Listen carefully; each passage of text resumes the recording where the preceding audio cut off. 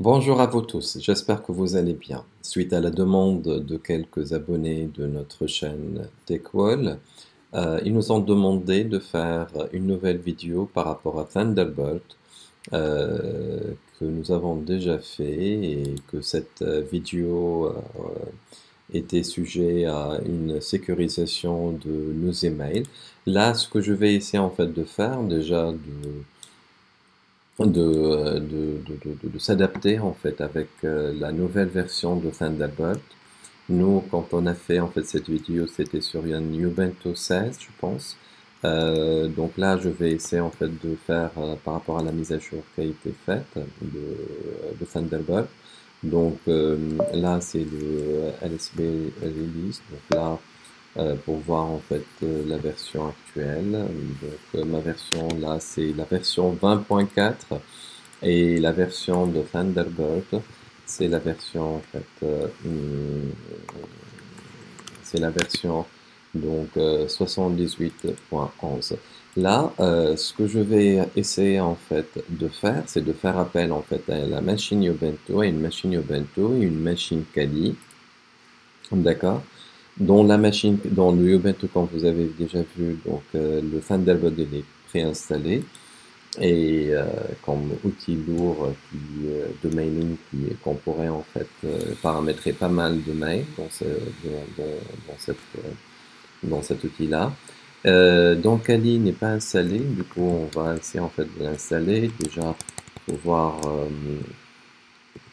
donc est-ce que j'ai accès à Internet ou pas. Voilà, donc IPA. Et puis, oui, j'en ai accès. Par la suite, donc, je vais essayer en fait donc d'installer Thunderbird. Donc, je dois répéter get install Thunderbird. Voilà. Ce cabinet, et puis une fois en fait on va l'installer, il va pouvoir être configuré. Et on va ajouter un email de test, donc juste pour faire cette simulation. Alors cette simulation, en fait, quel est son but? Là, j'ai par exemple Thunderbird qui est sur la machine Ubuntu. Je l'ai déjà paramétré par rapport à un email donc professionnel, celui de l'INSET. Et je lui ai attribué, mon email, je lui ai attribué une paire de clés RSA avec une taille de 3072 qu'on va vérifier tout de suite. Et par rapport en fait à cet email-là, je suis passé en fait sur le chiffrement de bout en bout qu'on va la reconfigurer par rapport à l'email de test sur Kali.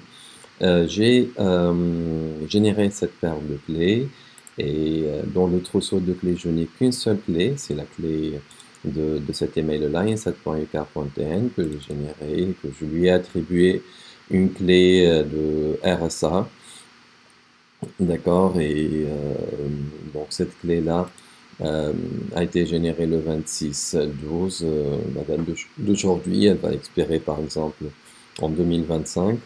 Et cette clé-là, si vous voulez, on peut en fait par la suite la régénérer par rapport à la machine donc de test avec la boîte email de test qu'on va installer en fait sur euh, Kali. Donc là, Thunderbolt est bien et bien installé. Par la suite, ce que je vais faire par la suite, c'est de pouvoir faire appel en fait à Thunderbird. Ok, on va le lancer en fait en background. Ok, tout simplement une fois le Thunderbird est ouvert, il demandera en fait d'ajouter un compte. Ok, donc là le compte c'est pour Sohail par exemple. C'est à la limite. Ok, et par la suite, donc je vais mettre en fait les mails de test que j'ai générés et qui va faire office en fait des mails de test pour pouvoir faire la simulation, l'échange des emails. D'accord, donc j'ai créé un email de test gmail.com. Voilà.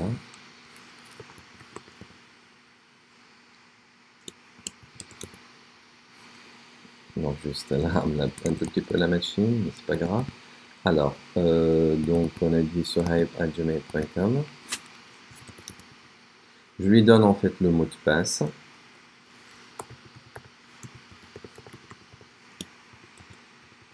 Voilà.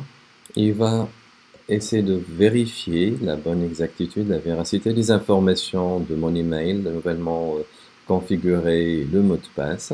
Une fois il a vérifié le incoming et le outgoing par rapport au serveur IMAP et SMTP, normalement il ouvrira par la suite la page en fait de Google. Il demandera à ce que je mette le mot de passe.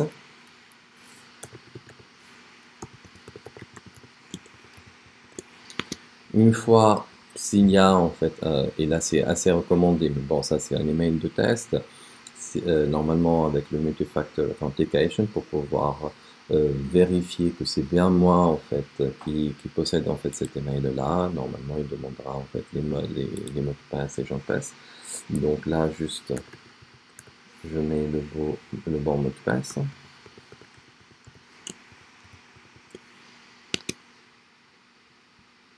Voilà, une fois tout va bien, il m'autorise en fait à pouvoir récupérer mes emails. Voilà. Donc là, une fois les emails en fait ont été configurés, tout va bien. Donc par la suite, je passerai à la partie inbox. Je passerai par la suite sur ces trois points, sur ces trois tirets, et par la suite sur le account settings. Par la suite, là, je me trouve devant le end-to-end encryption parce qu'on aimerait bien chiffrer de bout en bout nos emails. Ok, je passe par la suite à OpenPGP Key Manager ou le gestionnaire de paires de clés. Voilà, je génère une paire de clés. Là, il me donne le choix. Est-ce que vous voulez qu'elle soit sur 3 années, par exemple, la date d'expiration? Est-ce que vous voulez qu'elle n'expire jamais? Le type de chiffrement, RSA, elliptic curve, cryptographie, ça dépend en fait quelle est la nature de vos paires de clés. Une fois que je génère ces paires de clés, il demandera juste une façon de générer les clés avec une entropie, avec des nombres aléatoires. Et puis, une fois je génère les paires de clés, je me trouve en fait avec une paire de clés pour mon email là. Et là, tout va bien en fait. Cet email là, il est bel et bien en fait créé. Par la suite, une fois j'ai créé cet email, il ne faut pas oublier de l'affecter à votre adresse email. Une fois généré ces paires de clés, on doit l'affecter. Donc là, il suffit juste de cliquer sur cette clé et normalement, voilà, your current configuration uses TID, là, le fingerprint de mon email là. OK? Voilà, là, le travail est terminé par rapport à la configuration. OK? Maintenant, là, tout va bien. Mais en fait, ce que j'aimerais bien en fait faire dans cette simulation, c'est que, imaginons que là, deux personnes aimeraient bien échanger des emails et aimeraient bien en fait qu'ils soient chiffrés. Donc là, la machine de Kali avec test Suhaib aimerait bien avoir la clé publique de l'autre boîte email, à savoir suhaib.yousfi@inside.ucar.tn et pour qu'elle puisse en fait lui envoyer un email chiffré. Du coup, on aura besoin en fait de cette clé publique. Pour ce faire, je vais échanger en fait les clés publiques de part et d'autre pour pouvoir faire convenablement cette simulation. Donc pour ce faire, il y a pas mal de possibilités. Moi, je peux par exemple sélectionner en fait l'ID en fait de la paire de clés. Je passe par la suite à File et puis je passe à Send Public Keys par email par exemple. Je lui donne l'email. Donc c'est suhaib.yousfi at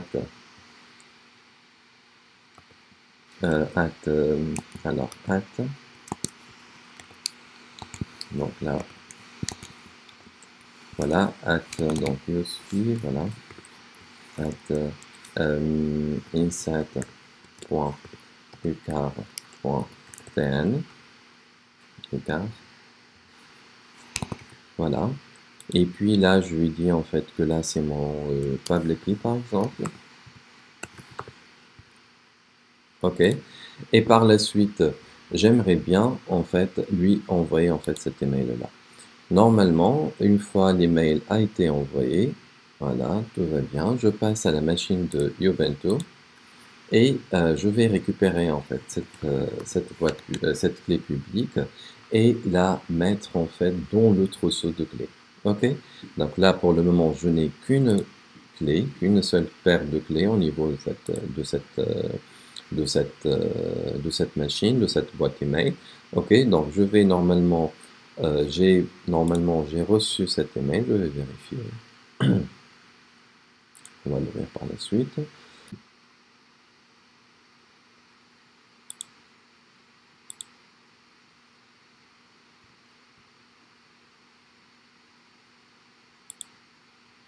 Voilà.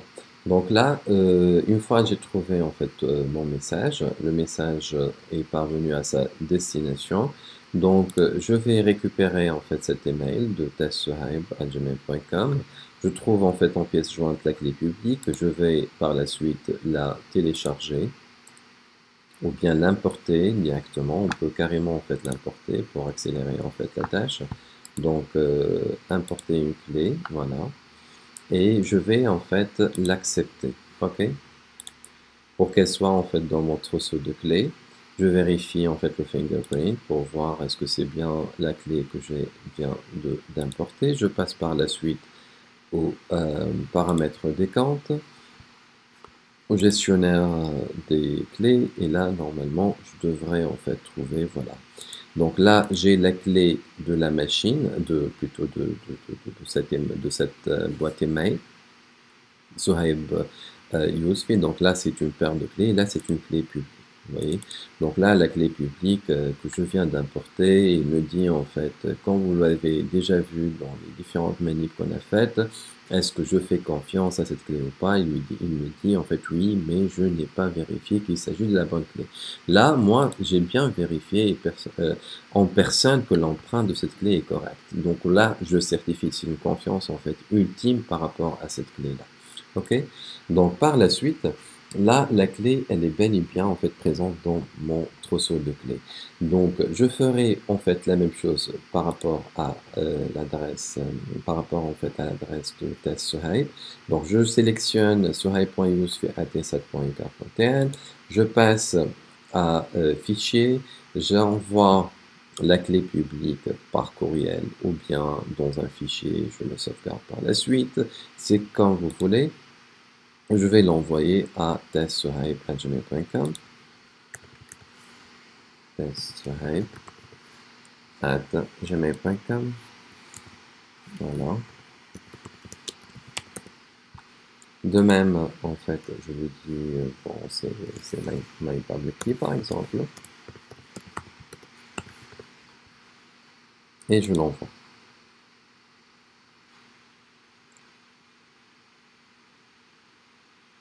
Voilà.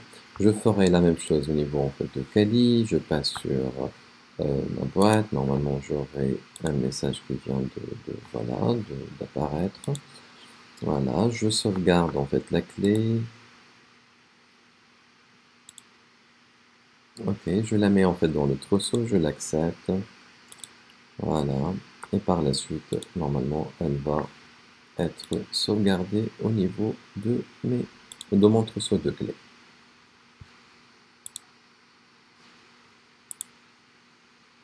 Voilà. Je trouve en fait celle de suhaib.yousfi@insad.uk. Si vous voulez, vous pouvez cliquer deux fois sur cette paire de clés pour lui donner en fait une confiance ultime, ou ça va dépendre en fait de votre confiance par rapport en fait à cette clé. Et normalement, une fois la clé a été donc attribuée, vous pouvez l'utiliser pour pouvoir en fait chiffrer vos informations. Alors là, j'ai une paire de clés et une clé publique dont les machines respectives Kali et Ubuntu. Par la suite, en fait, on commence notre envoi d'email. Je passe par exemple sur cette rubrique où je vais en fait tout simplement écrire un email à donc à voilà à Suhaib SOUHAIB, voilà. Là, il trouve automatiquement en fait la clé, donc là, les mails que je vais en fait envoyer. Là, j'ai fait une petite faute par rapport à IEB. Voilà, c'est cet email-là. Voilà, et puis je vais lui dire en fait c'est un email de test ou bien un email chiffré, un email important. Pourquoi en fait là il faut qu'il soit en fait chiffré. D'accord? Et là, je vais secret. Donc là c'est pour un email qu'on aimerait bien en fait le chiffrer. Par la suite, je passe sur la security. Là, do not encrypt par défaut. Si vous voulez en fait chiffrer, ça dépend. Là, vous pouvez lui dire, vous pouvez cocher ou bien activer ce bouton radio là, require encryption, et puis automatiquement la signature aussi elle sera en fait activer. Si vous voulez en fait la désactiver, vous pouvez le faire. Ça dépend de qu'est-ce que vous voulez en fait faire. D'accord? Donc je peux en fait aussi signer cet email là. Et par la suite, je vais l'envoyer. Donc je vais l'envoyer en fait à suhaib.yousfi@insat.uk.tn. J'ai choisi cet email là pour vous montrer tout à l'heure aussi que cet email, s'il n'y a pas la présence en fait du trousseau de clés, on n'arrive pas en fait à voir ce message en fait. Donc là, est-ce que le message est bel et bien envoyé ou pas? Voilà. Là, regardez en fait. Là, vous voyez en fait ces 3 points. Le message en fait, il est chiffré parce que le subject, on l'a chiffré. D'accord? Ici en fait, si je veux en fait l'ouvrir, il devient en fait en clair. Et là, pourquoi? Parce que là, c'est le proprio en fait de la clé qu'il a envoyé. Du coup, en fait, on arrive à pouvoir le voir. Donc, dans Ubuntu, je passe aussi sur mes messages pour voir est-ce que le message a été bien envoyé ou pas. Je fais relever pour pouvoir en fait actualiser, revoir et voir si j'ai bien reçu en fait cet email. Voilà. Donc je trouve en fait un email qui a été là reçu, et là vous voyez en fait là par rapport donc là pour le moment on n'arrive pas à le voir. Si on clique, normalement il va devoir être déchiffré. Voilà, et on arrive en fait à voir en fait cet email là. Ok, donc si j'étais en fait dans le cadre par exemple de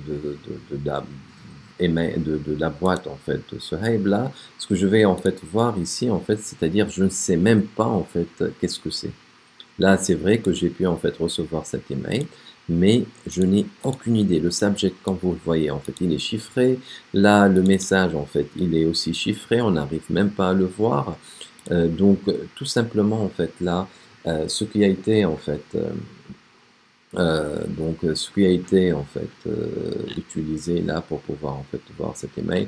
Donc là, même avec un Microsoft Word, en fait, ce qu'on va essayer en fait de voir, c'est un email en fait tout simplement en fait chiffré. On n'arrive même pas en fait à avoir le contenu et de pouvoir en fait voilà, vous voyez en fait c'est un email en fait qui est chiffré parce qu'on n'est pas autorisé à pouvoir en fait voir cet email. Ce que je vais faire maintenant, c'est que je vais télécharger cet email là. Là, par exemple, ou carrément, je peux en fait le transférer, hein, ça ne dérange pas. Je vais le transférer directement sans pouvoir le télécharger. Donc, je vais le transférer je vais le transférer à ma boîte email. Donc là, transférer. Et je vais l'envoyer à Suhaib uk.tn. Alors, insert.uk.tn, voilà. Je vais transférer cet email là moi-même, d'accord, et je vais l'ouvrir en fait à partir de Ubuntu.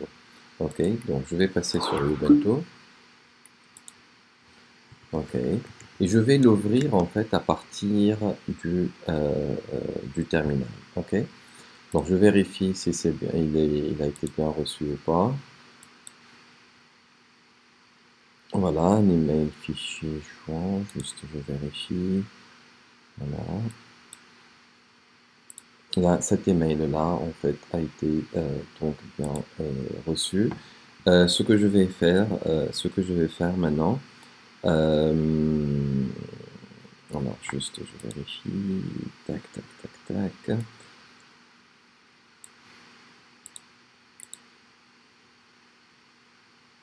Voilà. Oups. Il vient de, voilà. Voilà, ça c'est l'email en fait que je viens de transférer. Alors cet email là, il contient en fait une pièce jointe, ok? Que normalement là, on arrive vraiment à pouvoir, on aimerait bien en fait voir en fait de quoi il s'agit par rapport à cet email. Je vais l'enregistrer et je vais l'ouvrir en fait à partir du terminal. Je vais le mettre en fait au bureau, ok? Je vais passer en fait au bureau. Donc là, LS, donc là j'ai mon email, ok, encrypted.ac. Ici je veux en fait le déchiffrer, donc decrypt, donc encrypted message. Donc qu'est-ce qu'il me dit en fait là? Échec de déchiffrement, il n'y a pas en fait de clé secrète, ok.